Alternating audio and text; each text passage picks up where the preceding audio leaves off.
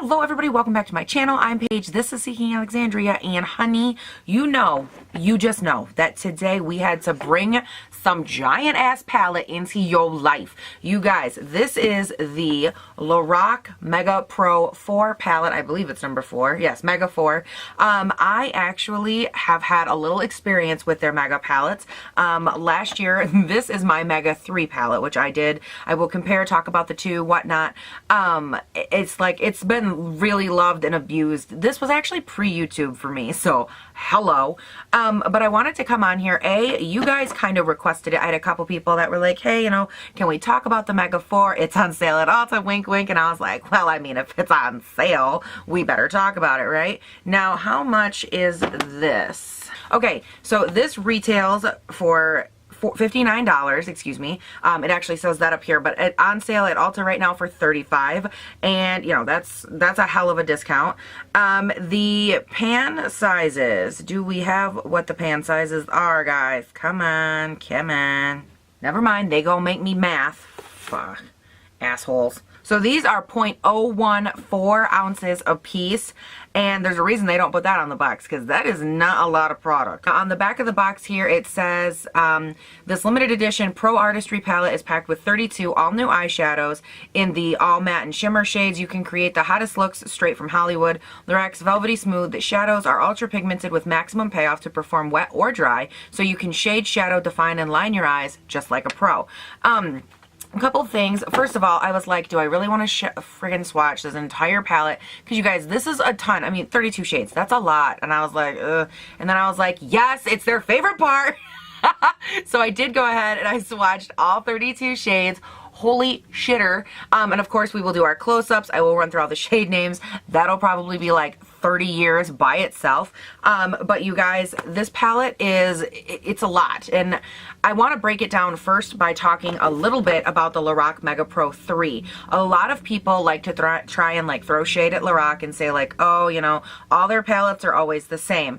And I really wanted to kind of debunk that, I guess, real quick, because like, I was looking at the two, and from the Lorac 3 to this one, which is obviously the Lorac 4, the Lorac 3 was predominantly like the more smoky tones, the more natural, some mauve tones, some browns, but it was much, much, much, much warmer in overall tone and feel. This one has a lot more like colors, vibrancies, blues, greens, like just cool tone colors that this one did not have. So just like, if you're someone that's like, oh, they're the same, they are not. Now, granted, I do not have any history beyond the Mega Pro 3, the beginning one or two. I don't know. Those might have been. Maybe. I don't know. But I can tell you, I have worked with this palette a ton.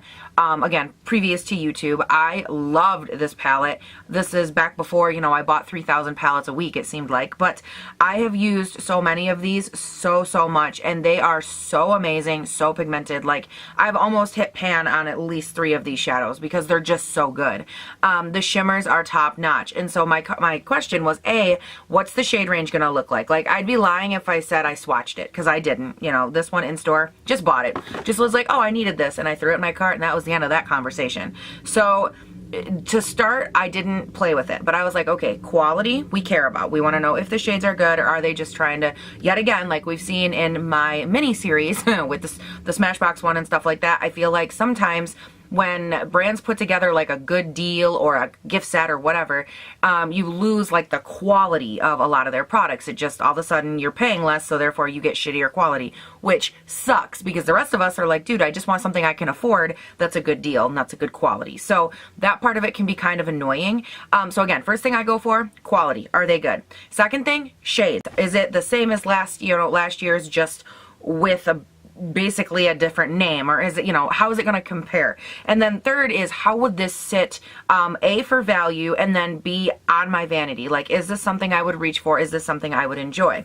So we're going to kind of run through and answer those questions. Now, the way that they do their Pro palettes, which by the way, it does have a nice big mirror right here. It's a really good mirror. I've used it a ton. I actually went, it would have been last year when I had just gotten the Mega Pro 3. I was in a hotel room and I actually like propped it up like right under a light, like I did one of these businesses, and I was able to use the mirror. Like it was big enough for me to do all my makeup in, and it's just a good crisp clean mirror, nice lines. I love it.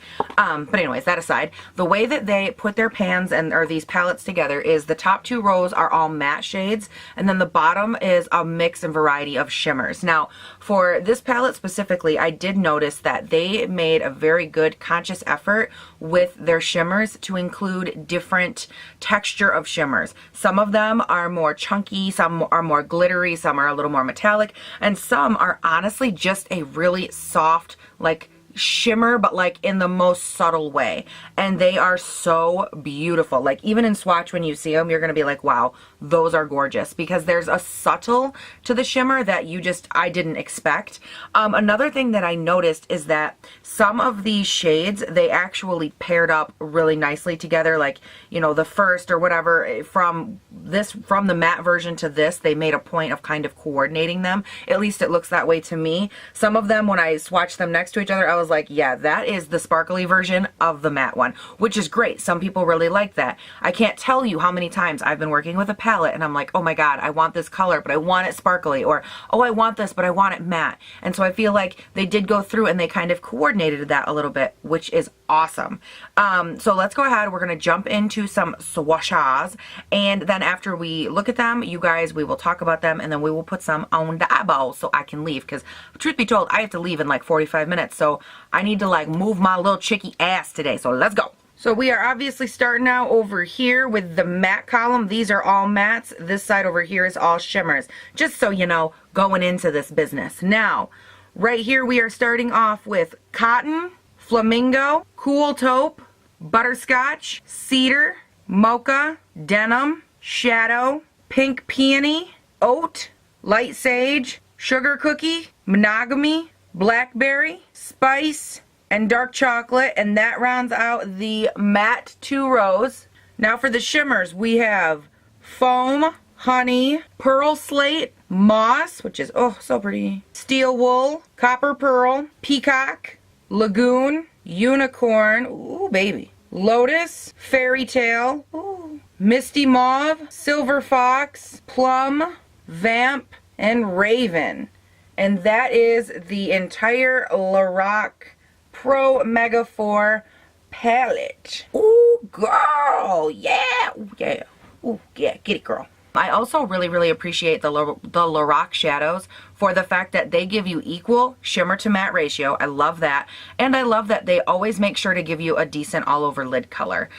For me, as a pasty ass white human being, it's not always easy to find that in a palette, because I'm super pasty to the point where like they either want me to use an all white shade and it looks really weird, or the other shades are too dark and I can't use them. So it's great that the Lorac palettes, they always seem to have that incorporated. I think for this palette, it would probably be Pink Peony, which is this one, or the Cool Taupe, which is this one. That's probably a better all over skin color. I haven't decided, obviously none of them are on my eyes yet. So let's go ahead and do that. Today I am focusing on more of a chill, just kind of quick kind of look. A, that's just my vibe today, and B, I'm like half in a hurry. I have to leave. So let's go ahead and let's prom some eyeballs, because you know that's what we do here. Again, you guys know it, Smashbox 24-hour primer. You guys, I have really been trying to like shorten my videos down, make them a little bit more concise for you. It's freaking hard. Like, it's a challenge for me to not talk so much. I mean, everything I say is gold. Duh. Where the hell is my... Yeah, everything I say is gold, and 95% of the time it's me going, where did I put this? Where did I put my brush? Where did I put my this? Where's my mirror? And it's like, yeah, Paige, it's definitely gold. Not. Oh, honey, this one has some concealer on it. That was creasing. Oh, honey, hunty, that does not look good. No. You guys, there's a reason I cannot use concealer as a freaking eyelid primer. Like, I can't do it. It creases instantly. Like, you guys probably saw on my lid. Oh, that looked bad. And B, like, for the love of all things holy, it does not prime my eyelids. Like, it doesn't help my color stick at all. If I do not use an actual primer, I'm going nowhere. So let me try this Cool Taupe. I want to see what that looks like all over the lid, if that's a good color. Oh yeah, that's perfect actually. It's actually nice to not have to go in with like the pastiest shade in the whole palette for once. That's refreshing. Oh, yes, girl. That was like the perfect freaking color. Praise God. Oh, my dog just like stretched and she like knocked into my Ulta bag, which I have like, it's basically like palette Jenga right now on my bed. So like one false move and that shit is tumbling and I'm like, please puppy, do not, because I will cry actual tears. Oh my God, my nails look so bad. I'm leaving. Actually, I'm gonna go get my nails done, you guys. Okay, not relevant. Focus on what you're doing. I think I want to start by blending the shade Mocha into my crease, which I believe is this brown guy right here. And then I want to add the shade Spice, which is down here, just like that rich, more like deep kind of coppery brown color. Love that. So I'm going to work both of those into my crease because that is what we do. So about these shadows, you guys, like I'm not going to lie to you, they are definitely a little bit powdery in pan. Like if I tap my brush into it, powder does kick. But I also want to say that these Lorac shadows, and not just these, but Lorac shadows in general, are probably some of the most creamy, well-blended, like affordable shadows I've used. And I use the word affordable. Yes, I know that they're on the prestige side, but you guys, like $35, like they are a lot more affordable than some of the other palettes that I have bought, and they are so blendable. I really love these shadows. Like, just as a disclaimer, me and that Lorac 3 palette, it was well loved for a reason. Like, especially back then too, when I bought stuff, I had to literally fall in love with it or I would return it. Like now there's some things that I hold on to that I'm like, oh, you know, like I don't need it. I keep it for, you know, the channel, or I'll keep it for later for like a reference point or something. But I might not necessarily like love it. And back then, obviously I was just buying stuff for me to use. And like, if I wasn't going to use it, I wasn't going to keep it. And I just, ugh, it's so crazy that like I literally would use that palette every day. Like it called to me. Some people get called by a calling. I get called by eyeshadows. My only concern, and this has been pretty consistent with me and Lorac shadows since I started using them, I'm always concerned that because the pans are so small that I'm gonna run out. Like, I would easily call this, the shade Mocha, like a favorite of mine. Oh look, there you sat across the room again. But like, it's definitely a favorite shade for me. I think this is such a nice wearable crease color. And I would sit here and be concerned like, it's gonna run out. It's gonna run out. And it's because A, when you tap into it, there is a lot of kick up. So I feel like, you know, you only get a little over 0.01, so, or 0.014, excuse me. And so it's kind of like, oh, like, am I gonna run out of my favorite shade? Like, oh, and then I keep trying to like not create any kick up. I'm like, how can I tap in there gently? But like the reality is you can't. Ooh, girl.